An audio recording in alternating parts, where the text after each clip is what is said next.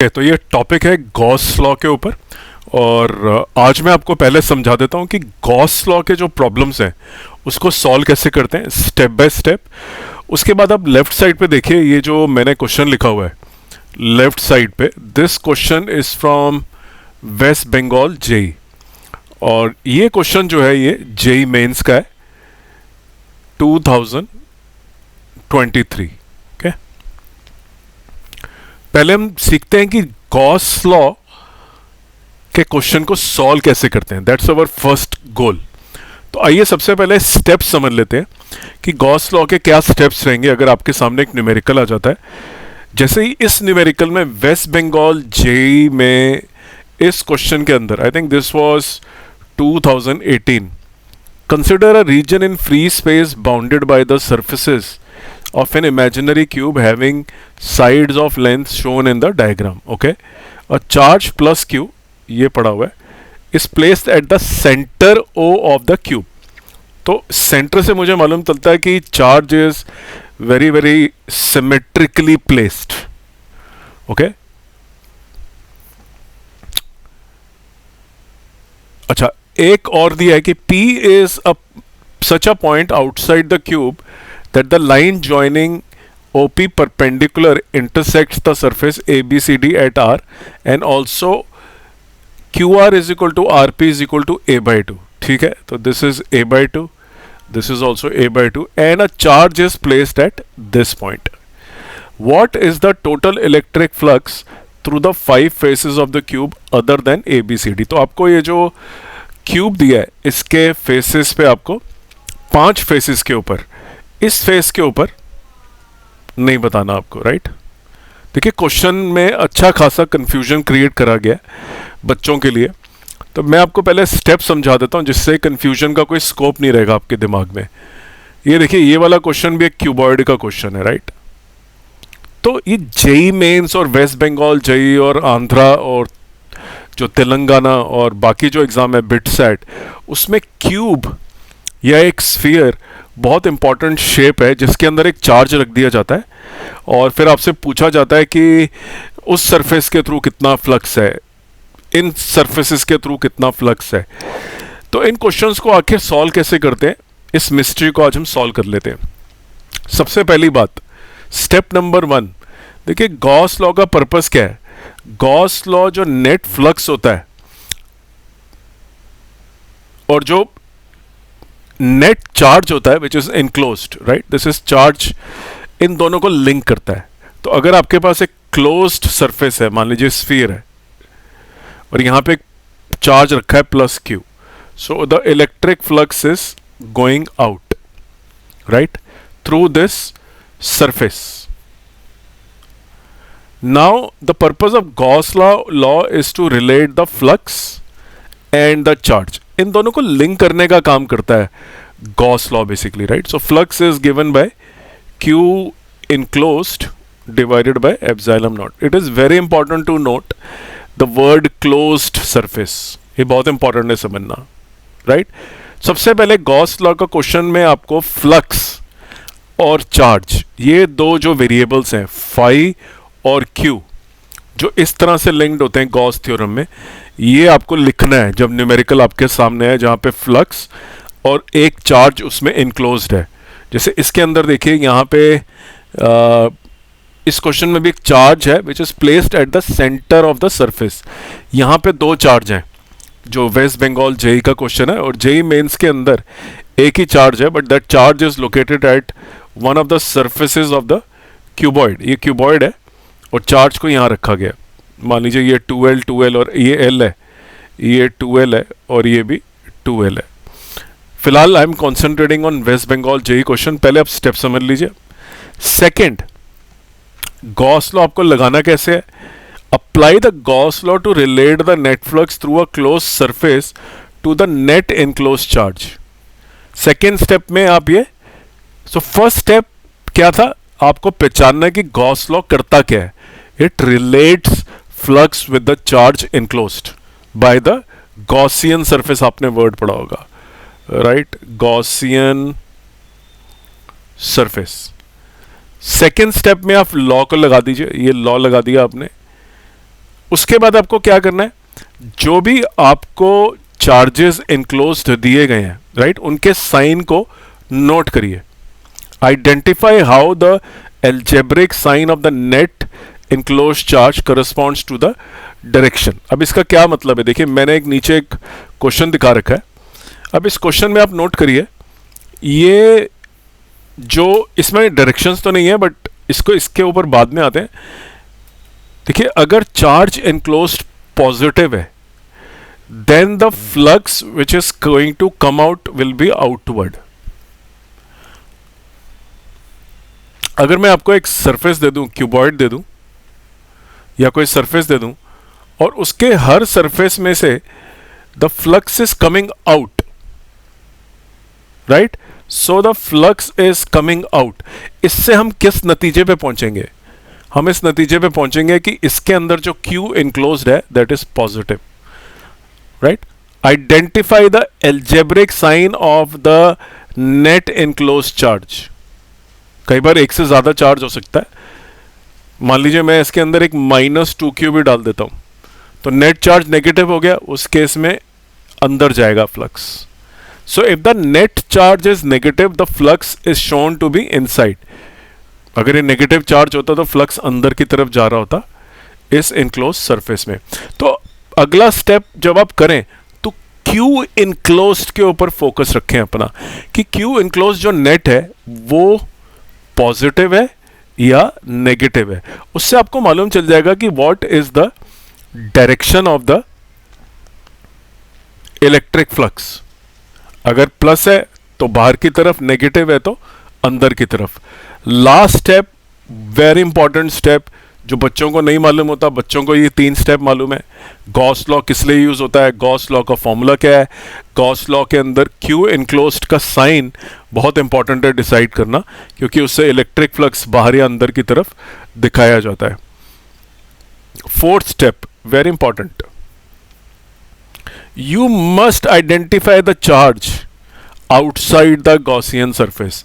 कई बार Gaussian surface के बाहर एक चार्ज दे देते हैं. मान लीजिए ये चार्ज दिया है, ये गॉसियन सरफेस के बाहर है, right, this is outside. Note कर लीजिए, it makes no contribution to the net flux through the close surface. कोई कंट्रीब्यूशन नहीं होता इसका. तो जो ये Q इनक्लोज्ड का फॉर्मूला है, Q इनक्लोज्ड का फॉर्मूला, इसमें आउटसाइड चार्ज को इंक्लूड नहीं करना आपको. सिर्फ वो वाले चार्जेस जैसे कि अंदर हैं, इन्हीं को इंक्लूड करना है. मान लीजिए मैं एक चार्ज यहां दिखा देता हूं Q3, इस चार्ज को इंक्लूड नहीं करना आपको Q इनक्लोज्ड के फॉर्मूले में. तो इलेक्ट्रिक फ्लक्स जो गॉसियन सरफेस को काटता हुआ जाता है is only because of the Q enclosed. This flux is not because of the charge which is outside the closed surface. ये बहुत इंपॉर्टेंट पॉइंट है. देखिए अभी हम वेस्ट बंगाल जेई का जब क्वेश्चन करेंगे उसमें हमारे काम भी आएगा ये पॉइंट. उसके बाद मैं आपको छोटा सा एक एग्जांपल दे देता हूँ. मान लीजिए आपके पास ये एक गॉसियन सरफेस है, अंदर 2 चार्ज हैं और एक के बाहर चार्ज है. अब आपको निकालना है the flux due to multiple point charges, right. हमारा जो वेस्ट बंगाल जेई का क्वेश्चन है उसमें भी हमारे पास 2 पॉइंट चार्जेस हैं. अगर आप देखेंगे we have 2 point charges, right, plus Q and plus Q. और हमारे पास एक गॉसियन सरफेस है, इस क्वेश्चन में भी एक गॉसियन सरफेस है. तो देखिए किस तरह से हम गॉस लॉ को लगाते हैं फॉर ईच चार्ज. सबसे पहले आपको मालूम है कि flux is written as E dot A, अगर इलेक्ट्रिक फील्ड की टर्म्स में अगर लिखना है, नहीं तो आप इसको Q upon epsilon naught end में कर दिया गया. तो देखिए फ्लक्स, टोटल फ्लक्स का फॉर्मूला लिखा गया phi E1 E2 E3 dot D है. उसके बाद हर EDA को अलग कर लिया गया. अब आप नोट करेंगे कि इसकी वजह से जो फ्लक्स है उसको 0 ले लिया गया, because it is not inside the surface. Remember that E dot A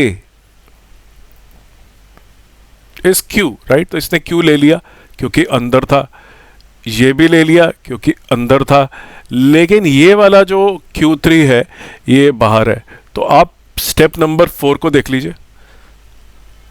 वो वाले चार्जेस को आइडेंटिफाई करिए जो गॉसियन सरफेस के बाहर हैं और वो कोई कंट्रीब्यूशन नहीं करते नेट फ्लक्स में। तो जो हमारा नेट आंसर आया फ्लक्स का वो देखिए ये आंसर आया जिसमें Q1 प्लस Q2 का ही कंट्रीब्यूशन है और Q3 का कोई भी कंट्रीब्यूशन नहीं है।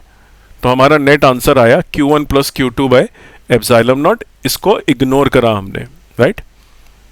तो ये एक सिंपल एग्जांपल था, पॉइंट चार्ज थे, एक गॉसियन सरफेस था, एक बाहर चार्ज था। तो बेसिक थ्योरी यही है गॉस की, राइट। अब हम बात करते हैं वेस्ट बंगाल जेई क्वेश्चन की, राइट।